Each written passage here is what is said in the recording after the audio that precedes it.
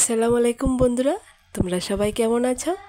আজ একটা স্বাদের রেসিপি নিয়ে চলে আসলাম, যে রেসিপিটা আমাদের সকলেরই খুবই প্রিয় একটা রেসিপি, যার নাম হলো আস্ত মুরগির রোস্ট। আমরা সবাই মুরগির রোস্ট খেয়ে থাকি। আজকে আমি তোমাদের দেখাবো আস্ত মুরগি দিয়ে কী করে আমি একদম সিম্পলভাবে রোস্ট তৈরি করি। দেখো বন্ধুরা, মুরগিটা কাটার পর উপরের পশমটা পরিষ্কার করা হয়ে গেছে। এবার আমি যা যা কেটে ফেলে দেওয়ার ওগুলো কেটে পরিষ্কার করে নেব। প্রথমে আমি পাগুলা কেটে নিলাম, তারপর কেটে নিলাম মাথার অংশটা। এরপর আমি মুরগের উপরে চামড়াটা পরিষ্কার করে নেব। যতটুকু আমি পারবো ততটুকুই পরিষ্কার করে নেব। প্রথমে আমি গলার কাছ থেকে চামড়াটা ওঠাবো। এখান থেকে ওঠালে একদম সহজে চামড়াটা উঠে যাবে। তোমরাও ঠিক এরকম করে নেবে।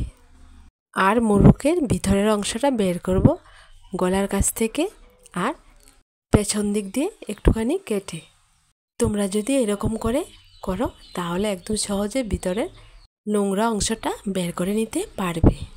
দেখো বন্ধুরা, তোমরা এই ভিডিওটা দেখে কেমন করে একদম সহজভাবে ঘরে তোমরা মুরগ কেটে পরিষ্কার করে নিতে পারবে, শিখে নিতে পারবে। দেখো বন্ধুরা, মুরগের ভিতরের অংশটা আর উপরের অংশটা একদম পরিষ্কার করে নিলাম। এইবার মুরগটা ধুয়ে পরিষ্কার করে নেব। দেখো বন্ধুরা, মুরগটা ধুয়ে পরিষ্কার করার পর এর উপর দিয়ে দিলাম আমি পরিমাণ মতো হলুদ গুঁড়ো আর স্বাদ মতো লবণ দিয়ে ভালো করে মাখিয়ে নেব। তোমরা যদি চাও তেলে যখন ভাজবে তখনও হলুদ গুঁড়ো আর লবণটা দিতে পারো। এখানে আগে থেকে তেল বসিয়ে রেখেছিলাম, তেলটা গরম হয়ে গেছে। এইবার মুরগটা তেলের উপর দিয়ে দেব।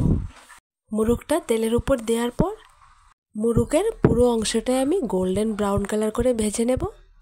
মুরগটা ভাজার সময় চুলোর আঁচটা মিডিয়ামে রাখতে হবে, না হয় পুড়ে লেগে যাবে। মুরগের যে অংশে তেলটা লাগবে না তোমরা হাতাটা দিয়ে চেপে চেপে ধরে তারপর ভেজে নেবে, দেখবে সুন্দর ভাজা হয়ে যাবে। দেখো বন্ধুরা, মুরগটা ভাজা হয়ে গেছে। এবার নামিয়ে নেব। এরপর এই প্যানের মধ্যে আরেকটুখানি তেল দিয়ে দেব। তেলের উপর দিয়ে দেব কুচানো পেঁয়াজ। এখানে আমি 3টি বড় সাইজের পেঁয়াজ কুচানো দিয়েছি। তোমরা যদি চাও কম বেশি দিয়ে বানাতে পারো। পেঁয়াজটা যখন একটু নরম হয়ে আসবে এর উপর দিয়ে দিলাম আদা পেস্ট, রসুন পেস্ট, 1 চা চামচ ধনে গুঁড়ো, 1 চা চামচ জিরে গুঁড়ো। মশলাটা তোমরা পরিমাণ মতোই দেবে। এরপর দিয়ে দিলাম 2 চা চামচ শুকনো লঙ্কার গুঁড়ো। সবগুলো মশলা পেঁয়াজের উপর দেওয়া হয়ে গেলে হাতাটা দিয়ে ভালো করে নেড়ে মিক্সড করে নেব। কিছুক্ষণ বসিয়ে রেখে মশলাটা কষিয়ে নেব। মশলাটা যখন কষানো হয়ে যাবে তখন তেলটা উপরে চলে আসবে। দেখো বন্ধুরা, মশলাটা কষানো হয়ে গেছে। এবার আমি সামান্য পরিমাণ পানি অ্যাড করে দেব। পানিটা অ্যাড করার পর যখন ফুটে আসবে তখন মুরগটা পেঁয়াজ মশলা কষার উপর দিয়ে দেব। মুরগটা দেওয়ার পর ভালো করে মশলাটা মুরগের উপর দিয়ে নেড়ে নেড়ে মিক্সড করে নিতে হবে, যাতে করে মুরগের ভিতরও মশলাটা ঢোকে। দেখো বন্ধুরা, মুরগটা দেওয়ার পর কিছুক্ষণ জাল করার পর দেখো কালারটা কত সুন্দর হয়েছে, একদম অন্যরকম চেঞ্জ হয়ে গেছে। এবার আমি দিয়ে দেব এলাচ দারচিনি পেস্ট।